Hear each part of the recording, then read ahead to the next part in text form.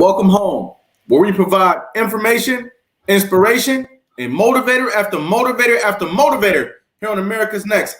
I have Uchendi and Nwani here with me today, also known as Chin, the millionaire barber. How you doing, Chin? I'm doing great. That's good. That's good.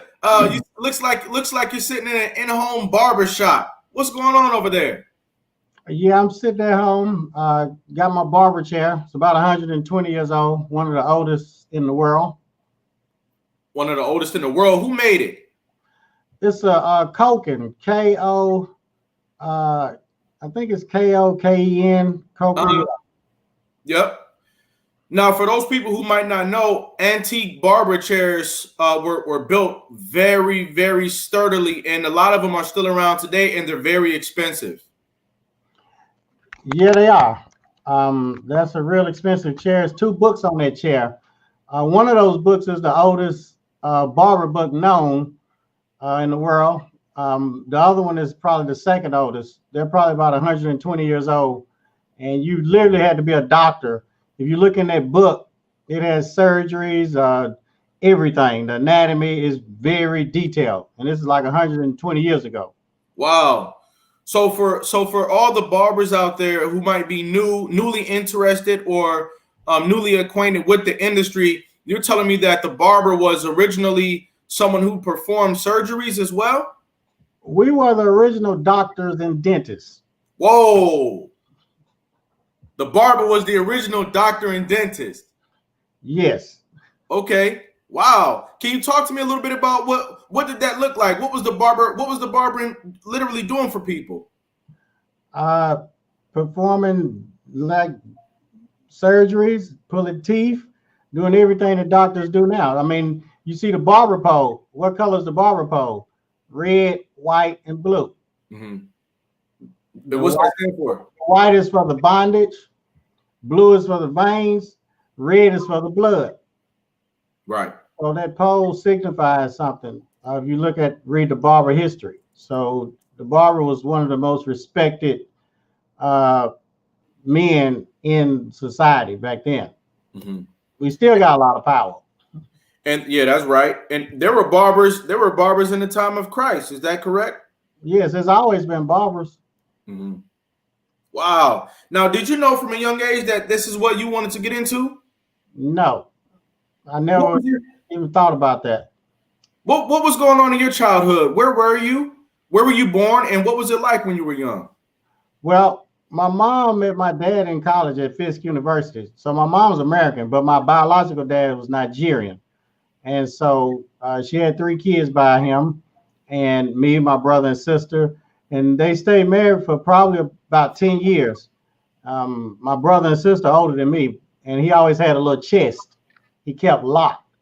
He never would let my mom go in that chest, and it always stayed locked. But one day, that chest opened. She said God opened it for her.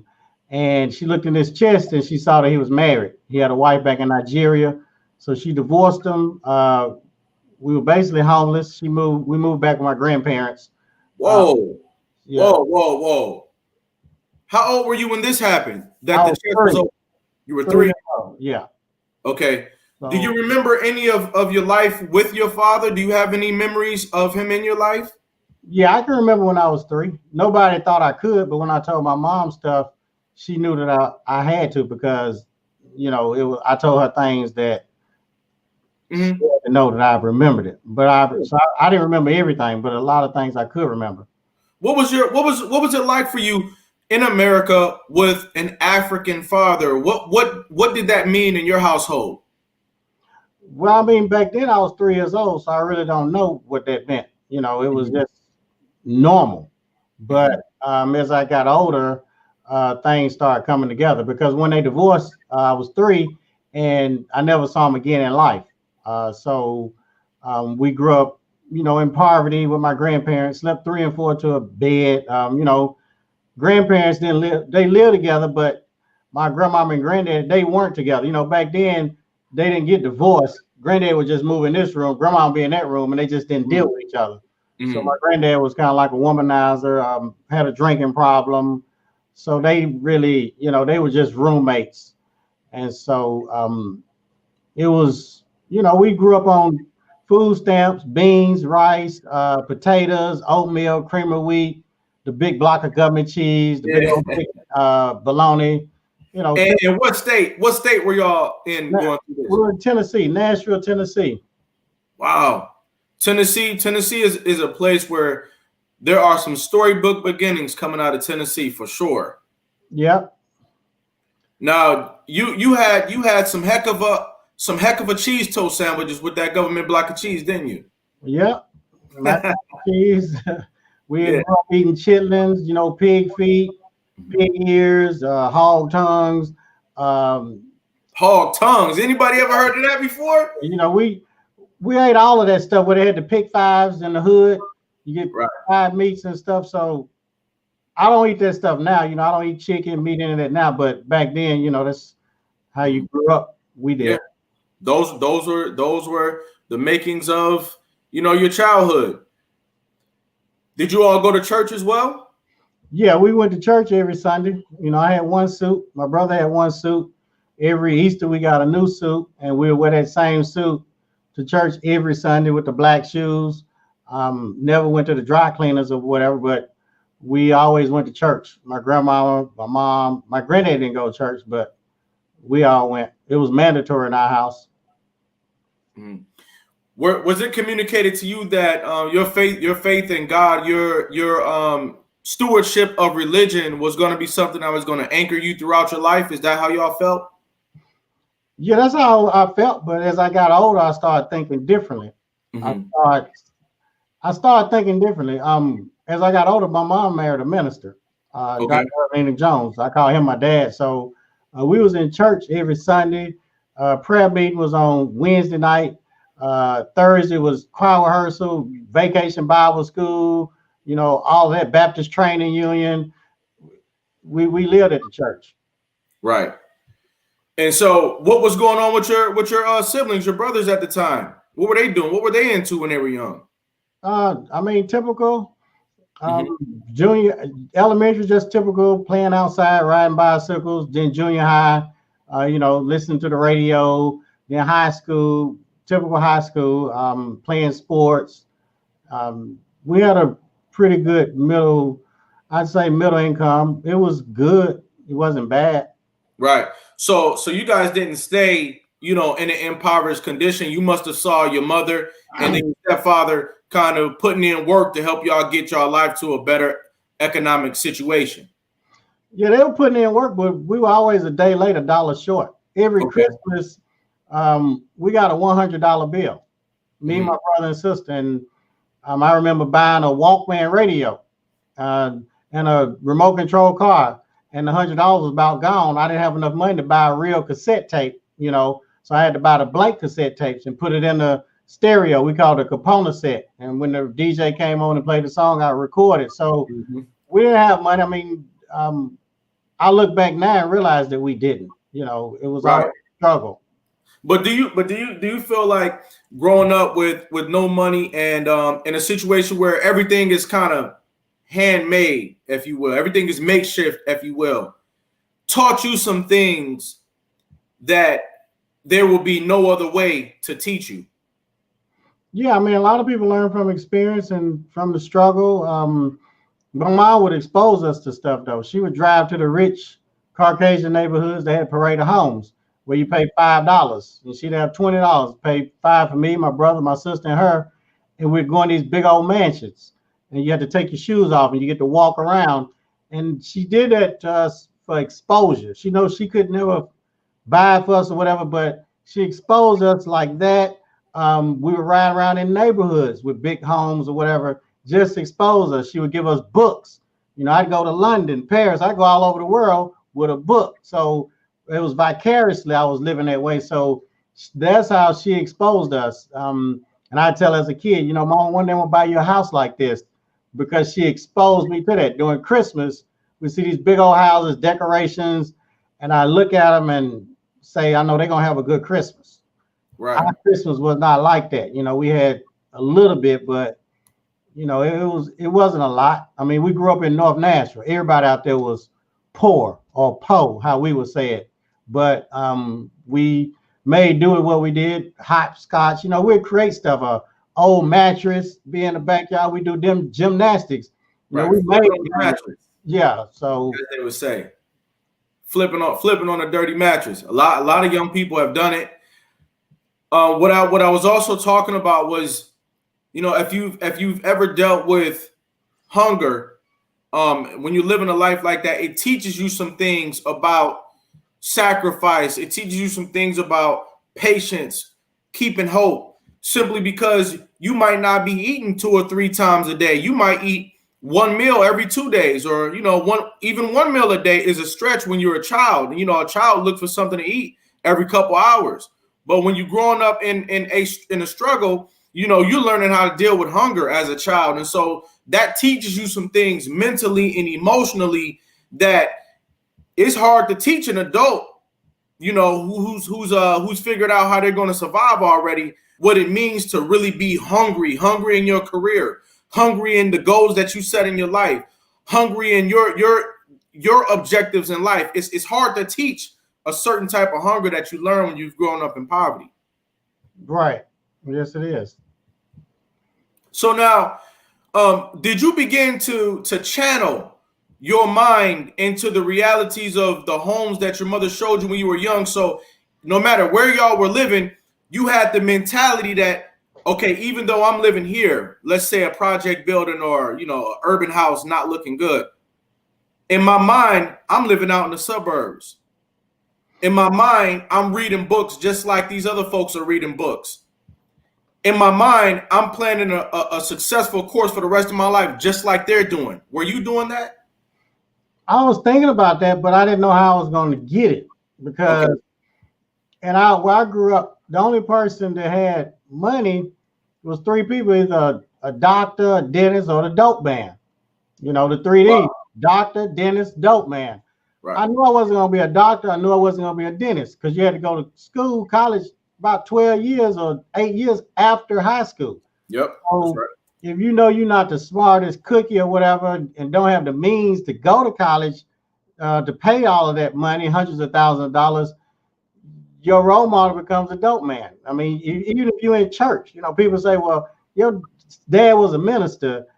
He had one of the largest black churches in Nashville, had a street name after him. He marched with Martin Luther King, and you became the biggest cocaine dealer in Nashville.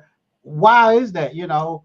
And there's no excuse, but I grew up in the church all my life. Everybody in the church was broke. My dad would preach every Sunday. God's going to open up the windows of heaven, pour out a blessing so big you won't be able to receive it. Everybody jump around and stuff, and we go home broke. My mom and dad tithe. They didn't cuss. They did everything by the Bible from that standpoint back then that I could see, but we never had money. So I'm thinking, if I go to college just like y'all did, you have a doctorate. My mom has a master's degree from Fisk University. Hell, I'm just gonna get a job and be broke just like y'all. So You know what? You know what? You're pointing out something that a lot of people don't point out, which I think is very, very critical, which is that we have churches all throughout our communities. Sometimes the only thing in your neighborhood is a church. Everybody's poor and you got the one church. You looked around and you saw that being in church is one thing, but achieving the prosperity and abundance that the Bible promises is a totally separate thing. But see, I didn't realize you can follow the Bible from a spiritual point. You can follow it from a business point. Mm-hmm. Most people don't know business by the Bible from a business point. Now, I soon came to realize as I got older, I learned it from a business point of view too. Now, a lot of preachers got money now, but back then preachers was broke. They was always struggling. You know, we talking about the 90s, early 90s, the 80s, stuff like that. But that's what kind of channeled me to look, well, darn, the drug man, he's making all the money. It was two people in our church that had money, Dr. Butler and Dr. S.L. Lampkin. They were doctors, and I knew I wasn't going to be them. So I decided, you know, then the Scarface movie came out. You know, it had Superfly and stuff. It glorified, you know, drugs and stuff. Then all my friends in the neighborhood, guys that were dumber than me, you know, they're making all this money. They got the girls, the cars, just different. You seeing that, and I'm thinking, wow, you know, they making all this money. I'm cutting hair. I went to barber school at the high school. Then I'm in college, you know. So I met Carlos Francisco Mendita. He was a drug kingpin, and I started dealing cocaine, kilograms. When did you start dealing cocaine? Right after barber school, right when I entered college, because that's when I met Nico. I call him Nico, but his name was Carlos Francisco Mendita. How did you meet him? His girlfriend went to school with me. She was from Miami, Florida. She was from down in Florida, Orlando, I believe. And we were friends or whatever. And then I would cut hair, and I started cutting his hair at the barbershop. And he would come when he would come in town to see her. And so we were friends. He wasn't a thug dude. Dude spoke like 6 or 7 different languages. Highly intelligent, highly spiritual. You know, he worshipped the mother, the statue, Madonna. You know, whoever she was, and real spiritual, real smart guy. If you saw him, you wouldn't thought that he dealt drugs. He didn't use drugs either. None of that. I didn't use drugs either. But make a long story short, he'd asked me one day if I had any friends that sold drugs. You know, I said, yeah, I do. And he said, what are they paying for? I said, I don't know. So I went to my partners who I grew up with. You know, they were slinging keys, you know, a kilogram of cocaine, a brick of chicken, and they were paying like $30,000, and one said he was paying $28,000. Hold up. Ladies and gentlemen, we're talking to Uchendi and Nwani. This man became a millionaire barber down the line. So I want you to get somebody else in the building, somebody who's selling drugs right now, somebody that's thinking about it, somebody that's thought about it, and don't feel like they can get out of it. I want you to get a drug dealer in the building. I want you to get a young person in the building who's got 1 foot in the streets, one foot in school, 1 foot in the streets, 1 foot in the house, and get them in tune with this conversation, because this man is getting ready to take us from a first-hand standpoint from that area to a better area. So now, a chicken, a lot of people know a chicken is a quantity of drugs, right? Yeah, that's a bird, a chicken, a car. 2.2 pounds is a kilogram of cocaine. 1,008 grams in a kilogram. 36 ounces in a key, you know, a kilogram. Math. So, and it's 28 grams an ounce. Okay. But, so he asked what they was paying for him, and they told me they was paying, one was paying 30, another was paying 28. So he said he'd give them to me for 17,000. So he gave me 2 keys, you know, that's, I owe him 34,000. So I sold one to my partner, sold one to another partner. I gave it to him for 28,000. So that was 11,000, 22,000 profit, like that. So I brought the money back and all that. Then they kept asking me, you got any more or whatever. So from that standpoint, I started getting 10 keys. Then it just kept escalating. I'm in college on the dean's list at Tennessee State University, taking 36 hours per year, 18 hours a semester. I'm in church, going to church every Sunday. Little old lady still kissing me on the jaw with their bad breath. You know, they happy I'm in school. I'm living a double life.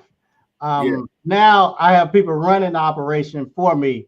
I'm getting it from Miami, Florida in the secret compartment. They bring it up, break it down. I'm doing the logistics and all that, buying wholesale, retail, because I wasn't really touching it at that standpoint. So now, yeah.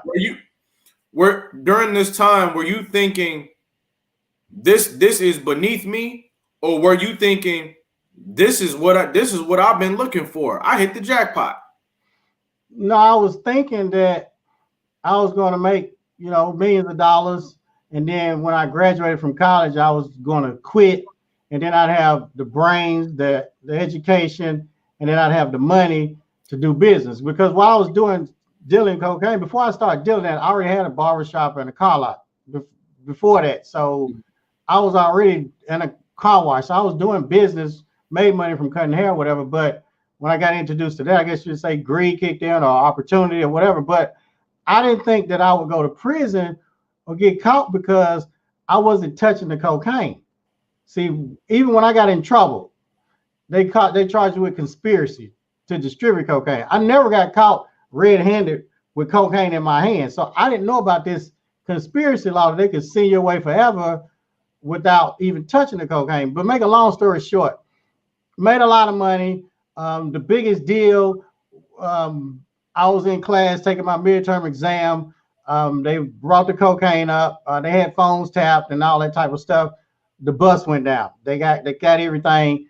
I'm broke, okay, because I sent all my money down, and I'm on the run.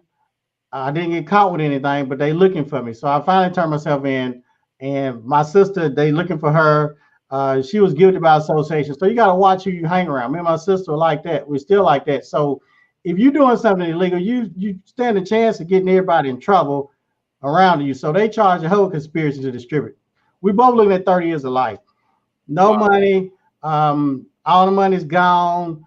My mom can't get us out on bond. Metro did the case, the regular police. 180 days later, the FBI, the feds picked up the case because they got 180 days to take the case from Metro. Since it was the largest cocaine bust ever in Nashville, they took it from Metro. On the 180th day, they came and got me. They said, Nwani all the way. That means you getting out. I'm thinking, I've been praying and stuff because when I got locked up, I immediately reverted back to my Bible, to what I knew, what I grew up on. Not to just get out of jail, but that was the only thing that I could lean on. And I thought I was getting out, but it was two white guys at the bottom, black suits, white shirt, black shoes, FBI agents. My sister was already down there. So we go to the Fed building and we go in front of this fat white man. It looked like Santa Claus. I'll never forget him, Judge Kent Sadiq III. His glasses are down on his face like this.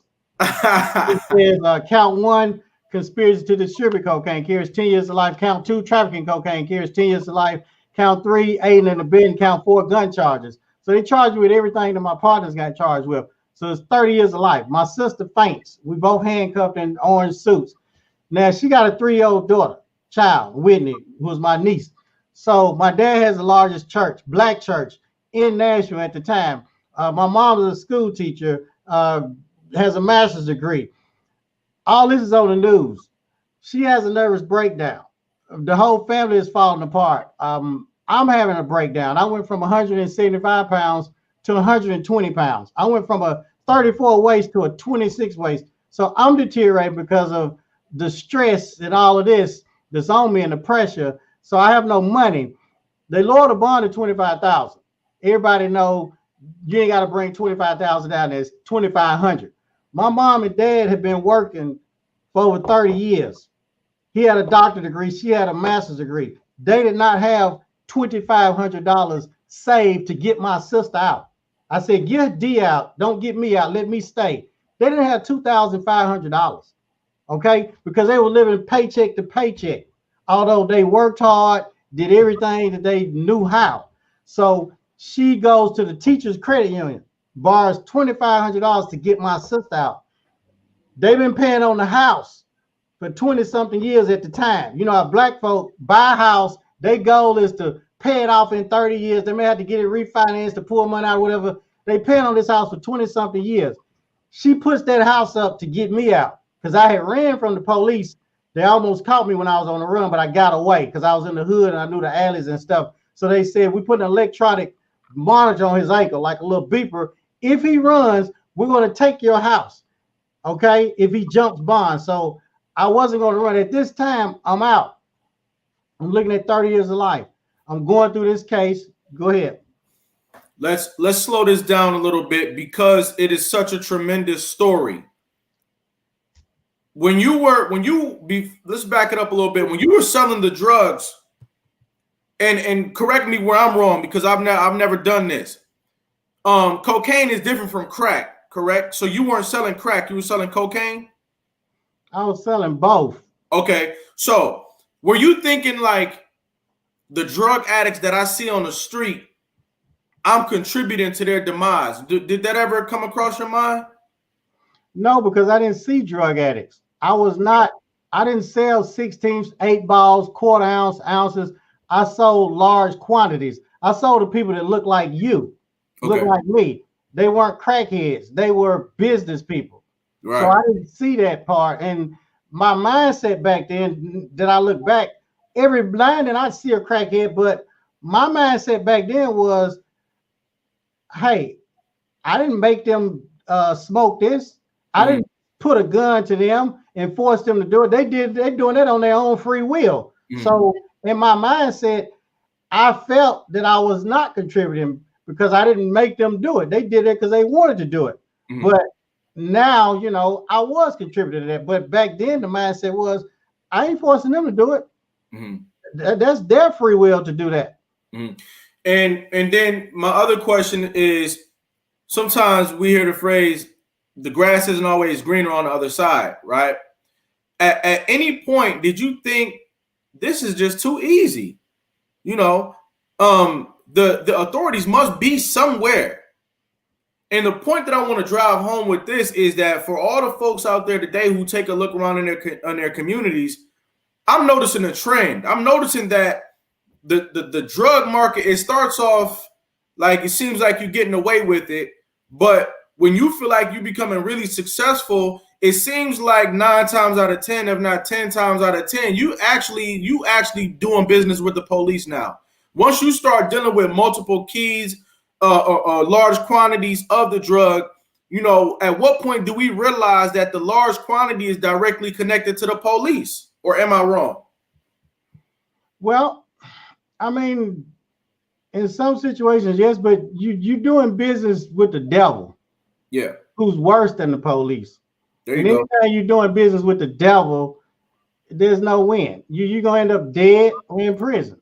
Every last one of my friends, dead, went to prison. The ones that got life sentences, some of them just got out because they passed a law. If you've done 20 calendar years, straight years, and it was a nonviolent crime, they let them out. So I got a lot of friends just came home this year after doing 20 straight calendar years, like being locked in your bathroom with a toilet, another man in there dutying, you got to smell it, then you got to duty in front of him. He had to smell it 20 calendar years like that, just coming home, totally lost. So now, yeah, there are a lot of informants or whatever, you're talking about the police or whatever, but you're doing business with the devil. So the reality is that one way or another, you're going to deteriorate. Just like you were deteriorating, your waist got smaller, you lost weight, mentally, emotionally, you were drained. And so the grass wasn't greener on the other side is the point that you and I are both coming to. Don't do business with the devil. And for all of the allure that young people might see in the drug game, it's not worth it in the end because everybody loses when you decide to do business with the devil. Yeah, you're gonna lose. I mean, people gonna get killed. Yeah. That's a whole nother story. Yeah. You're gonna have nightmares. Hell, I had nightmares for 11 years straight when I got out of prison. Wow. And I would pray every night and talk to God for him to put me to sleep because I could not sleep. You know, people talk about Michael Jackson taking that sleep and stuff. Until you walk in somebody's shoes, you don't know. There's nothing worse than you can't sleep. You don't have a peace of mind. You can't even watch a movie with killings or the police or whatever because you're going to have nightmares that night. You know, so a lot goes with that. Then family members may get hurt or have breakdowns. So when you're doing business with the devil, not only are you putting yourself in jeopardy, but you're putting your family in jeopardy and the people that love you. So it's not a good thing to do that because it's not going to end up good for you. I mean, I can tell you that, and everybody else can too that went down that road. Absolutely. We are having one of the most important conversations to be had in America right now. Ladies and gentlemen, we'll be right back with more of the phenomenal story of the millionaire barber. Sit tight.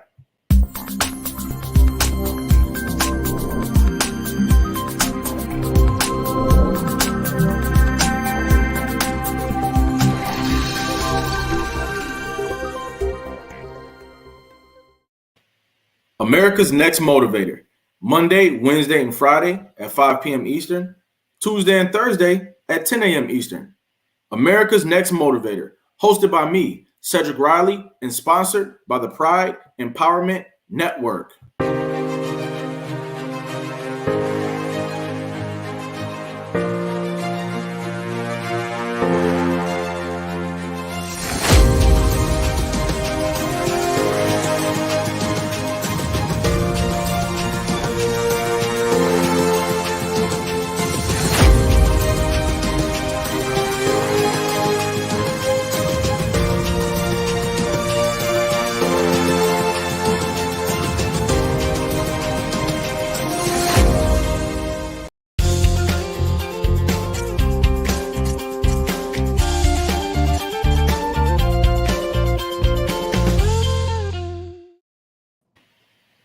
And we're back. Okay. Ladies and gentlemen, you see the banner there because I want you to remember these show times and be a part of our organization. Chen, how you feeling out there? Living the dream. Absolutely, absolutely. So you decided to use your gift when it was said and done. You sat back, you were reflective, and you said, the same way I'm able to remember my life when I was 3 years old, I'm gonna use that same principle to project my life years from now. So talk about the choices you made after you got out of that jail cell. Okay, so basically, when I went to court for 2 years on this case. I had a public defender. I told my mom, I need to make another lick. I need Nico to bring me up a load of cocaine. I can get it off, get logistics and get people to buy it. I can make a quick 100,000, and then I can pay for those 2 attorneys that want 50,000 each to represent me and my sister. And she said, I said, I need an attorney that's never lost a case. And she looked at me and said, that's Jesus Christ. And I said, here you go with this. I said, Bubba, you don't understand. This is loads of cocaine. I'm a black man. They're going to hang me with a public defender. You're not going to see me no more. You're going to be dead when I get out of prison. And she said, Chen, you got to trust the Lord. And so I said, I said something smart, but I didn't do it. She said, promise me you won't do it. And I said, okay, I'm not going to do it. I said, but they're going to give me a life sentence or at least 30 years, me and Deep. And so I'm stressed for those 2 years going back and forth to court with this public defender. And my co-defendants, they got caught with the stuff. Now, they look like thugs. They was real street ninjas, if you know what I mean. Mm. But I'm the leader. I'm looking like a little schoolboy. I got my glasses on, my suit on, everything, because I was in college at the time. And they disrespectful in the courtroom. It's all white people in the courtroom. And when I say white, I'm not prejudiced because my best friend was white. And the stenographer lady typing and stuff, and I'm saying, yes, sir, Your Honor, no, sir, and all of that. They start kind of believing me because I wasn't taking the rap for this load of cocaine. I didn't get caught with it. You got caught with it. So I guess it's yours. It ain't mine. So now, but I'm admitting that I'm a cocaine dealer, but I'm not admitting that I'm this kingpin or whoever because, I didn't get caught with it, so why should I? Well, make a long story short, one of the guys that could have put me away, he got caught with 2 more keys. It took a lot of heat off of me. Now, they really wasn't believing him anyway based on the way they look. And I'm only sharing this story with you all because your attitude and your attire will take you a long way in life. It'll take you farther than your education. Your attitude and your attire will take you farther than your education. Something that mama and grandmama taught me. So they looking at me, I'm respectful and all that. Yes, ma'am, no, ma'am, yes, y'all. Keep your pants pulled up, your shirt tucked in. I know y'all like the way y'all hair looking a different way or whatever, but when you go in this courtroom in front of these white people and you looking like that, you will be prejudged. And you probably gonna get more time than if you go in there looking corporate, short haircut, not no hair and all of that. Because you go in there looking crazy, they're going to judge you. They're going to be scared of you already. And they're probably going to send you up the river. So to put that out there. Let me say this as well. There's a trend right now of young people feeling like things are not safe in my neighborhood, so I don't want to look safe. Things are not going well for me in my life, so I don't want to look well. I want to let you guys know today that when you clean yourself up, line your facial hair up if you're going to wear it. Take care of your hair. Think about the things that either your mother, your father, your relatives, or the good lady at the schoolhouse told you, which was to take care of yourself. Taking care of yourself has a positive impact on your life. Don't let yourself go by wearing your facial hair anyway, not washing your face, not having proper hygiene, because that's a trend right now. It's a trend to look careless. That's the trend right now for those people who might not know. It's a trend right now to have your hair nappy. Don't touch it. It's a trend right now to not take care of your face. That's a trend right now. Wake up, everybody. Get back to taking care of yourself. Get back to the essence, because what Chen is saying is that he had to get back to the essence of what's important. And through that, he was able to turn his life around in a circumstance where people might have considered it impossible? Go ahead. If you're not a rapper or athlete, you're not going to get paid to look like a clown. Okay? If you're not a rapper or athlete, you're not going to get paid to look like a grizzly bear or however you want to call it, or a caveman or whatever. Because nobody's going to hire you looking like that. And if you got a business, people really ain't going to do business with if you're looking like that. Now, I don't have anything against the people. They get paid. You know, a rapper gets paid to look crazy or like a clown or whatever y'all want to call it, or whoever looks like this. I mean, I have friends that look like that, associates, but they're athletes and they're rappers. Well, they got millions of dollars. Even Allen Iverson, he was short haircut, everything at Georgetown. Now, when he went pro and made millions of dollars, he did kind of go a different route, but at least he had enough sense to look like a schoolboy, to play the game until he got his millions. So I wanted to share that with y'all, but we can keep going with this. Go ahead. What other questions did you want to know? I mean, what questions? So where we are is that you're about to get out of prison and you get ready to change your life. Go ahead. Oh yeah. So basically, we're in the courtroom, and I told you the guy got busted with 2 more keys. A lot of times when black men or whoever get out of prison, jail or whatever on bond, they do the exact same thing again. When he did that, took the heat off of me. I asked God to give me 10 years. I told him to give me 10 years because I know all the things and havoc and hell that I caused, that things that I don't want to talk about that's going to my grave with me. So I asked God for forgiveness and give me 10 years. Yeah. And do you know what? Y'all got to ask God for what you really want. Don't shortchange the man that can do anything, that can speak to the winds and speak to the water and they obey.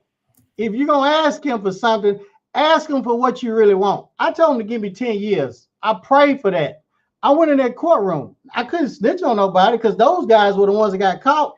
And all the guys in Nashville, Tennessee, the thugs, the killers, the murderers, the heavy hitters, they already knew. Nobody went to prison but me. So I didn't tell on any of them. Long story short, they gave me a 6.5-month boot camp where they select 200 people a year out of 100,000. And it's mainly white collar criminals. So basically, I got to go to this place that the federal government set up for white people when they went and stole all this money on Wall Street, insider trader and all that. They would give them a 6.5-month boot camp and then they would come home. That's where they let me go. Handful of black people there, not many. So I was able to self-surrender. I caught the airplane, flew up there, slept on the floor at the Harrisburg airport, then caught the bus to Lewisburg, Pennsylvania, to the big house like a Mayberry. You talking about racist hit town? This was in the year that OJ beat his case. They got the big house where you're doing 25 years of life, the federal club fed, y'all call it over there. That's not club fed though. And then you got the boot camp. I went to the boot camp for 6.5 months. I got to hang around and interact with people that graduated from Harvard, Yale, Princeton, Stanford, that worked on Wall Street, the brightest minds. I got introduced to people like Napoleon Hill, Jim Rohn, Bob Proctor, Tony Robbins. I can go on, Wallace Waddles. These are people that regular people, Cornelius Vanderbilt, Tom Scott. These are people, Sam Walton, that regular people like us don't know about or hear about. So now we working 17 hours a day, hard labor, running 10 miles a day. I was the barber there, although we had to shave everybody's head bald. But I got to interact with these dudes and become friends. I always wanted to know how they got rich legally. Now, you know, they asked me, well, why you was doing this and doing that? I said, man, I grew up in the hood. I came from the gutter. I said, you grew up in, you know, the Hamptons. Your daddy was rich. Your granddaddy was rich. You was already making $1 million a week or $1 million a year, $20,000. Imagine getting a check for $20,000 every Friday or $40,000 every Friday or $100,000 every Friday. But yet you still want to steal and greed kicked in. They had already made it. You know, I'm telling them, send me a picture of your house. When they get pictures, send me a house 20,000 square feet, you know, Lamborghinis, Rolls Royce, all that. I'm looking. And they start teaching me and telling me about different things. My mindset was shifting. Stuff they didn't teach you in college. So Bill Young was the richest dude there. He was a little Chinese dude. He was worth, I mean, so much money, but he did something illegal with the pen and paper. You know, usually that's how they get in trouble. But he told me his story. And because I wanted to know, when I come home, I'm broke. I'm a black man. I have no job, no driver's license, because I had a ticket back then, and I didn't go to court on the ticket because I was locked up. So that $20 ticket kept on going up, up, up, up. Now the ticket is thousands of dollars because I got to pay restitution, reinstatement, all this stuff. So I had no driver's license, no job, no credit, everything. So I'm wondering, what am I going to do when I get out? You know, how can I be somebody and climb back up? Now, while I'm there, Gunderson was my best friend, a big old 6'6", 300-something pound white dude. He loved his mama. I love my mama. We were both mama's boys. Mama's going to make some country eggs and biscuits with the white gravy when I get out. And I'm thinking, you know, my mama's going to make some macaroni and cheese, chest pies, you know, sweet tea and all that. Well, at 3 in the morning one day, we heard this loud, excruciating holler, wailing, because we all went up like a military thing in one big room. And when we got up, they said Gunderson's mama had died. They gave him a 2-day furlough. He went to the funeral. You know, he sat on the front row, open casket. He got the view of the last. Then they closed the casket. Then the preacher preached. Then after that, he went out, got in a limousine, followed the hearse to the graveyard. They lowered the casket in the grave. They throwing the dirt on it, throwing the dirt on it. Now Gunderson comes back to the prison. He never talks again. He's like a walking zombie. Next week, they call me in office about 4 in the morning. They take me there. They say, your dad had a stroke. He's on life support. He's in ICU, intensive care. They don't expect him to live. Well, I knew that he had that stroke because of me. The pressure that I had caused the family. See, stress will kill you. Mm-hmm. And they said, well, you can either go now, we need an answer. What are you going to do? You can either go to the funeral when he dies, or you can go see him right now. You can't do both. And I said, well, I think about it. They said, well, no, we need an answer right now. And I said, God's going to help him. He's going to make him live. So now I got all this pressure on me. Every night in prison, every single night I cried when the lights went out. I put my face in the pillow. I knew what my mom was going through. I knew what my sister, you know, she was in trouble. And I knew my dad. So I had caused all of this pain to the people that loved me the most. So I was really just screwed up. And the only thing I could depend on was God and reading my Bible. So now I'm dealing with this. And then Bill Young says, you know, he tells me that story. I asked him, what can I do? I said, how can I, you know, get up? And I said, y'all Chinese people, y'all come over and get these grants or whatever. He said, no. We live like black people won't live for a couple of years. After that, we live like black people can't. And I said, what do you mean by that? He said, we're out in the farm, you know, in the field working like slaves. He said, Nwani, you black people, you buy all of this materialistic stuff, these designer clothes, shoes, you wear gold teeth. He's just going down the list. I'm getting mad. I'm hot. You know, I'm ready to fight this dude out here in the field. He talking about black people. And I had to think about it. In my neighborhood where I grew up, yes, 90% of them were like that. Not all of them, but probably 90%, just like probably everywhere else. And I said, what should we do? He said, Nwani, we live 15 to 1-bedroom apartment. I work 2-3 jobs. I said, man, us black people, we can't do that. He said, yeah, you black people, you lazy. You don't work, so you stay at home all day. You got a lot of energy. You fuss and cuss. We Chinese people, we work 2-3 jobs. We come home, we tired, we sleep. This is what he's telling me, so I'm listening. He said, I saved my money for 2 years. My part of the bills was like $20 a month. And he said, after saving up enough money, he said, I opened up a Chinese restaurant. I said, why'd you do that? He said, that's all I knew how to do. I opened up a hole-in-the-wall Chinese restaurant. I moved in the back of the restaurant and took sponge baths. And I worked my tail off. When that Chinese restaurant got good, I said, what'd you do with the money? He said, I did what you did, Nwani, when you sold cocaine. I re-up. I got another Chinese restaurant. And I started hiring my people, his Chinese people. That's how he started growing and getting real estate. He said, you black people, you don't sacrifice. I said, what I need to do? When you get out, ride the MARTA bus, shop at Goodwill, no TV, cut negative people off. Don't get around those negative people. No women. Don't talk to no women, because now you got to spend money. So he's telling me all this stuff, and I'm listening. So when I came home, November 15th, 1995, I got home November 16th. My mom picked me up, a 28-hour bus ride home from Lewisburg, Pennsylvania. No money, no job, no driver's license. Black man, bad credit. Every bad card that could be, I'm dealing with that. Let's go. My mom picked me up. I had a piece of paper. I wrote down my goals. I'm enjoying being a millionaire. I'm enjoying making $1 million. I'm enjoying retiring my mama. I'm enjoying buying her mansion. I'm enjoying owning a barber school. I'm enjoying having real estate. I spoke it as if it already had. Why? Because those dudes at the boot camp told me when you write goals down, that's how you write them down.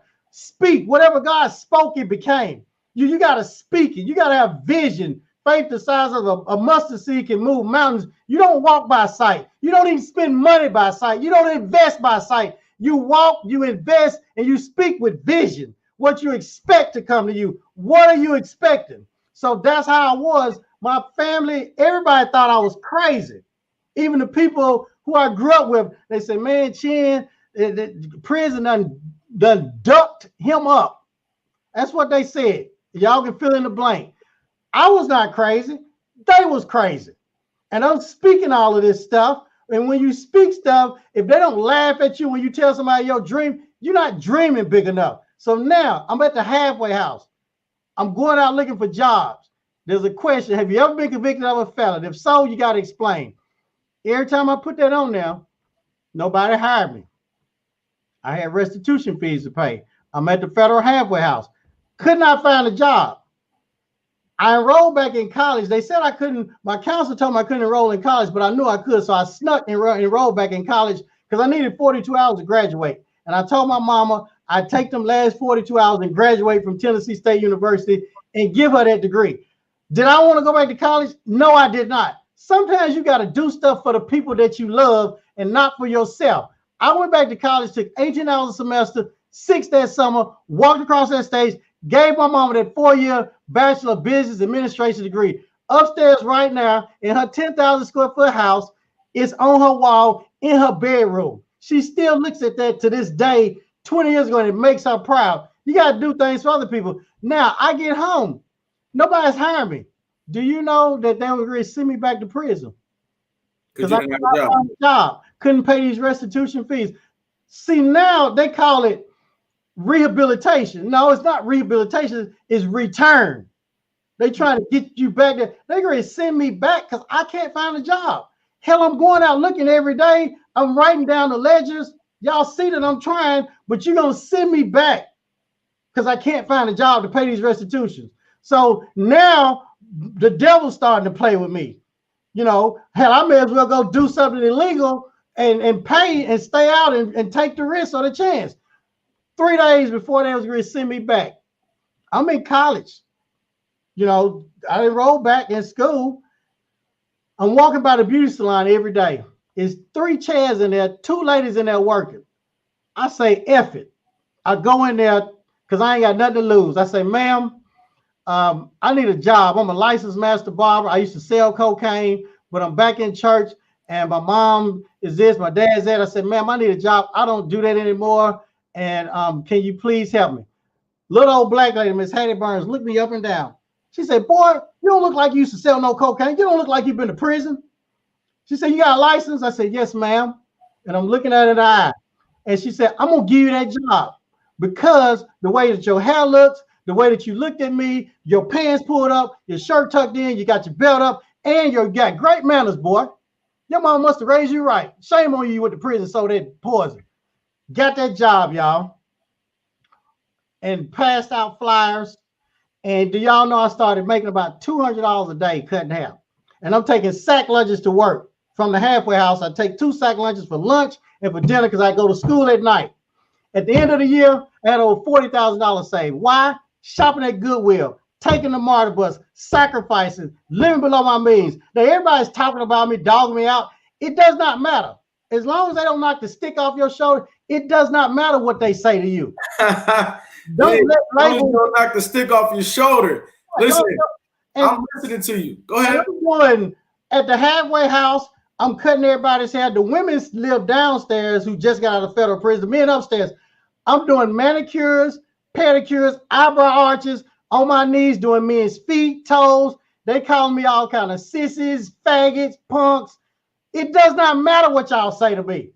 As long as you don't knock that stick off my shoulder. Because I had that razor too doing eyebrows. So I wish they would have knocked the stick off my shoulder. I would have sliced them up.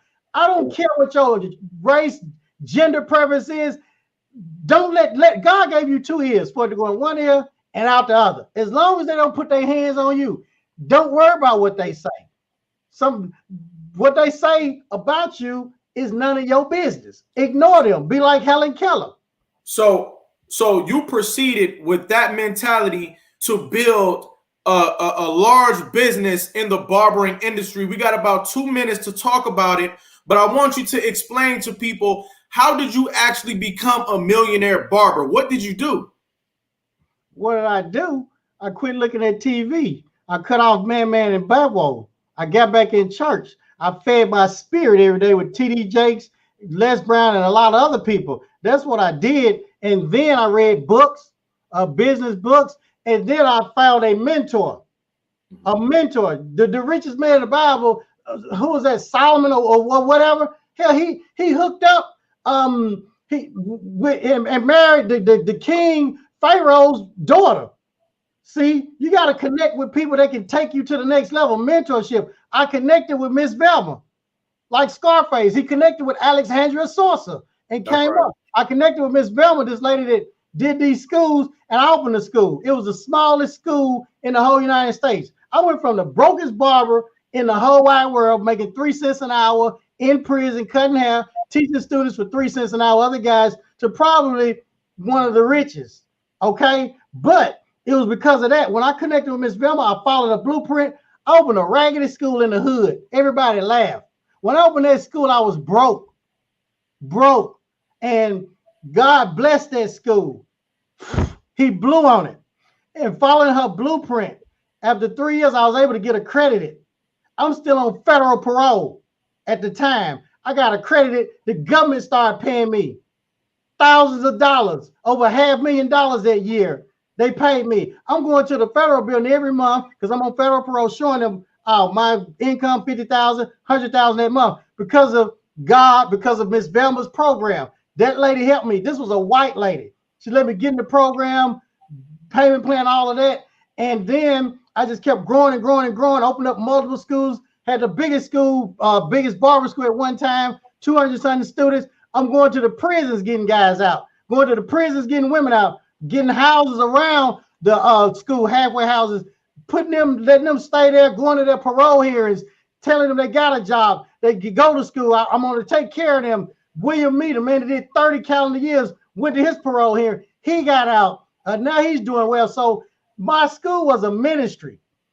I went to the people, the even they were coming to my school. So there was a lot of people. And then I developed a program to help other barbers and stylists, beauty professionals who want to open a school and come from behind the chair, give back to their community, change their community like I did, make a lot of money, then invest in real estate or whatever, take care of their mom, retire their mom, buy their mom a 10,000 square foot home, take care of their sister, give back to the family. You know what? That's what I'm doing. I hope you guys could feel the inspiration coming off of this man this morning. I hope that you guys can feel the vibration of the wisdom that is coming through his story this morning. I hope that you are waking up as a result of the transformation that's occurred in this man's life this morning. Juan, I got 3 questions for you that I need you to answer in about 40 seconds. The first one, what is survival to you? Survival is being able to take care of yourself first and then take care of your loved ones. What is success to you? Success is family, freedom, and a peace of mind, something that money cannot buy. What is greatness to you? Greatness is being able to retire your mom 14 years ago, buy her a mansion, let her live out her dreams, give her flowers while she's here, and help other people in society. Ladies and gentlemen, I want you to get your crown emojis ready. Uchendi and Nwani, I want to let you know that I've listened to your story today. I was inspired. It took me a lot of communications to actually get your attention. You decided to stop by here on America's Next Motivator and share your story, which is bona fide. Your success is bona fide. And you didn't have to do that, but you did. I want to give you your crown today while you're still living. Everybody out there, get your crown emojis in the building. And I want to put some respect on your name, put some respect on your legacy while you can still receive it. I want to let you know, let the world know that Chen and Nwani, you are America's Next Motivator. Thank you very much. Absolutely. Thanks for stopping by today, all right? All right. Peace out. For sure.